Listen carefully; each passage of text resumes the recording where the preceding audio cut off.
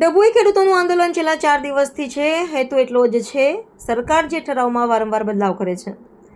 1850નો જથ્થો લેવાનું સરકારે નક્કી કર્યું હતું, ઠરાવ બદલો, બીજો પ્રતિ ખેડૂતો 1000 જથ્થો લેવામાં આવશે। ખેડૂતોએ વિરોધ કર્યો હતો, 1700 જથ્થો લેવાનું નક્કી કર્યું, જેના કારણે ખેડૂતને બહુ આર્થિક નુકસાન છે।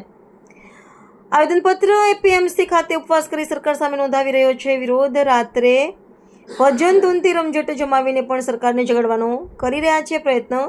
સરકારના ઠરાવ પ્રમાણે ખેડૂતોને નથી મળતા જુવારના ભાવ, એમએનપી પ્રમાણે ભાવ મળે તેવી ખેડૂતોની માંગ। સમયસર ખેડૂતોની જુવારની ખરીદી નહીં થાય તો ખેડૂતોના તૈયાર પાક બગડવાની ભીતિ।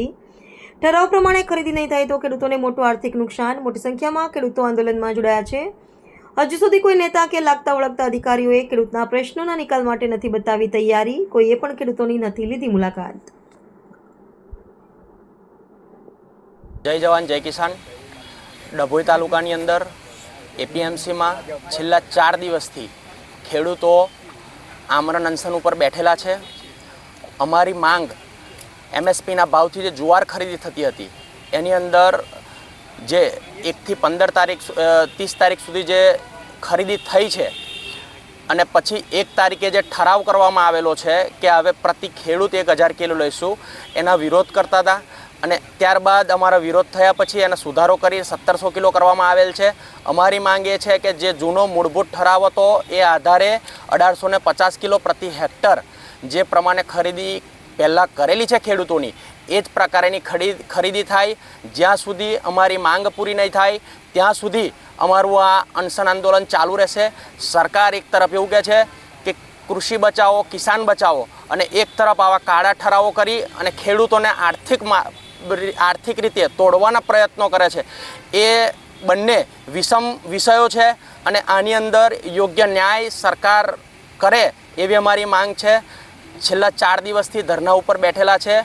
અહીંયા આગળ કોઈ પણ અધિકારી વ્યક્તિ આવીને અમારી ખબર અંતર સુદ્ધા અત્યાર સુધી પૂછેલી નથી। અહીં બેઠેલા વ્યક્તિઓને કંઈ પણ થશે એની તમામ જવાબદારી તંત્રની રહેશે। વડોદરા જિલ્લાની અંદર ડભોઈ તાલુકાની અંદર ખેડૂતોનું એક ઉપવાસ આંદોલન ચાલે છે।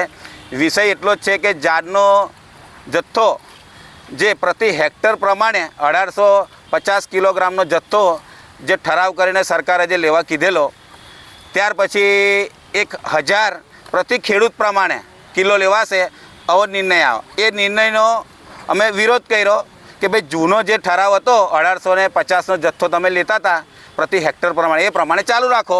તો એની અંદર થોડો વધારો કરીને, એટલે વધારો તો એની અંદર નથી થયો, પરંતુ પ્રતિ ખેડૂત પ્રમાણે 1700 કિલોનો જથ્થો લેવામાં આવ્યો।